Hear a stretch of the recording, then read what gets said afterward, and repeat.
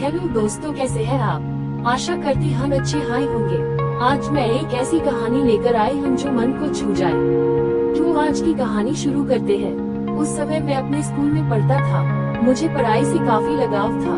वैसे तो मैं पढ़ने में उतना तेज नहीं था, लेकिन मुझे और भी पढ़ना था और पढ़ाई में तेज होना था। जब मैं नई कक्षा में गया तो मेरी कक्षा में एक लड़की आ गई। वह देखने में मेरे लिए किसी परी से कम नहीं थी। उसको देखते ही मेरा मन तेजी से कांपने लगता था। अब मुझे ज्यादा पढ़ाई भी करना था क्योंकि वह लड़की पढ़ने में काफी तेज थी। इसके लिए मैं काफी मेहनत के साथ पढ़ना चाहता था, लेकिन मुझे ना जाने क्या होगा था। मुझे कुछ समझ में ही नहीं आ रहा था। सारा दिन और सारी रात मैं उसके बारे में सोचा करता था। उसके बारे में सोचकर मुझे अच्छा भी लगता था, लेकिन जब मैं पढ़ाई के बारे में सोचता था तो मुझे बहुत ज्यादा गुस्सा आता था। मैंने एक बार सोचा कि इसके बारे में मैं अपने दोस्तों से कहूँ, लेकिन मेरी हिम्मत नहीं होती थी। इसी सब के चक्कर में रह गया और मेरी कक्षा का पहला परीक्षा सामने आ गया। मेरी तैयारी कुछ भी नहीं हुई थी। जब मैं परीक्षा के लिए अपनी कक्षा में गया तो मुझे खुद पर काफी गुस्सा आ रहा था। तभी मैं क्या देखता हूँ कि वह लड़की मेरी ओर आ रही थी। उसके चेहरे पर मुस्कान थी। वो काफी खुश लग रही थी। ये देखकर मैं कुछ देर के लिए अपनी शरीर को हिला भी नहीं पा रहा था। उसको मुस्कुराता देखकर मैंने भी मुस्कुरा दिया।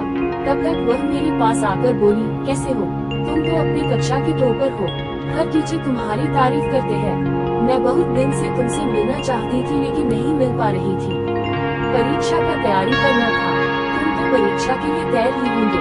मैंने धीरे से कहा, हाँ, मैं परीक्षा के लिए तैयार हूँ। इस पर उस लड़की ने कहा, बहुत ही अच्छा। इसके बाद वह आगे अपनी सहेली के पास चली गई। मैं बस देखता रह गया। अब परीक्षा के लिए प्रश्न पत्र मिला।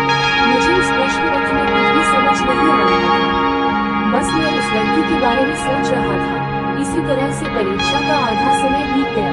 तभी मुझे एक आवाज सुनने को मिला। वह आवाज मेरे पीछे से आ रहा था। जब मैं पीछे देखा तो वही लड़की। अब मैं जमीन पर नहीं बल्कि आसमान की सैर कर रहा था। उसने बड़ी ही धीरे से मेरा नाम लेकर कहा, पेपर नहीं देना है क्या? अभी तक तुमने कुछ भी नहीं लिखा है। इस पर मैं कुछ बोलने वाला ही था तो फिर से वह लड़की बोली, अगर पेपर में कोई सवाल नहीं समझ नहीं आ रहा है तो मुझ गवार की मदद ले सकते हो। इसके बाद मैंने अपने प्रश्न पत्र को हल करना शुरू कर दिया। मुझे कुछ सवाल समझ नहीं आ रहे थे तो मैंने उस लड़की से पूछ ही दिया। उसने बड़ी ही समझदारी के साथ उस सवालों का हल बताया, जिससे किसी दूसरे को शक भी ना हो। इसके बाद मेरे कान में एक और आवाज आई। वह आवाज घंटी की थी। ये घंटी परीक्षा के समय का खत्म होने पर बज रही थी। हम दोनों ने अपने हल किए हुए पेपर को जमा किया और कक्षा से बाहर आ गए। हम दोनों काफी बात करने लगे। इसके साथ ही इस समय में हमें लंच भी करना था। हम दोनों ने पहली बार अपने लंच को बांट कर खाया।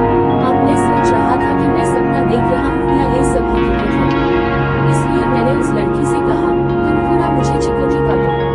इस पर उस लड़की ने कहा, क्यों?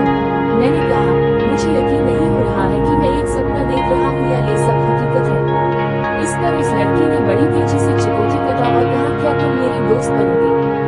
इस पर मैंने भी कह दिया, हाँ। अब हम एक दोस्त बन चुके थे। रोज हम काफी बातें करते और काफी समय एक साथ बिताते। हमारी परीक्षा भी खत्म हो गया और इस बार सबसे ज्यादा परीक्षा में अंक मेरा ही था। इसका सब कारण वह लड़की ही थी। तो दोस्तों, इस तरह से मेरी स्कूल की प्रेम कहानी शुरू हुई थी। मैंने जब तक स्कूल में पढ़ा उसके साथ ही रहा और कभी कोई टीचर भी हमें बुरा नहीं कहते या यह नहीं कहते कि तुम दोनों साथ ना रहा करो। यह इसलिए क्योंकि हम पढ़ने में अच्छे थे और हम दोनों एक लिमिट इतना ही पास थे। Thank you.